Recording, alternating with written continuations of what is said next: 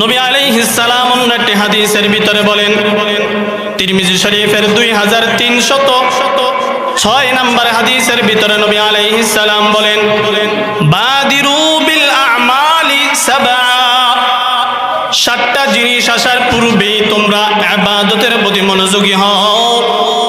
7টা জিনিস আসার পূর্বেই তোমরা বেশি বেশি বেশি বেশি ইবাদত করতে থাকো।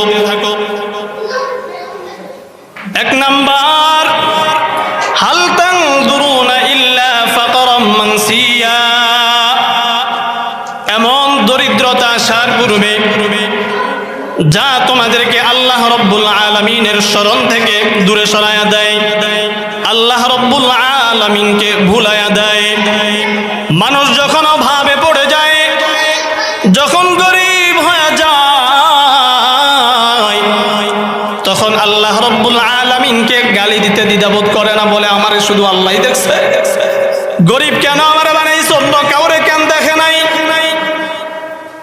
গরিব যখন হয়ে যায়, তখন মানুষ আল্লাহ রব্বুল আলামিনকে গালি দেওয়া শুরু করে দেয়। এ কারণে নবী আলাইহিস সালাম বলেন, হাল তানজুরুনা ইল্লা ফাকরাম মানসিয়া, এমন দরিদ্রতা আসার পূর্বে তোমরা ইবাদতের প্রতি মনোযোগী হও, বেশি থেকে বেশি ইবাদত করো, যা তোমাদেরকে আল্লাহ রব্বুল আলামিনের স্মরণ থেকে ভুলায়া দেয়।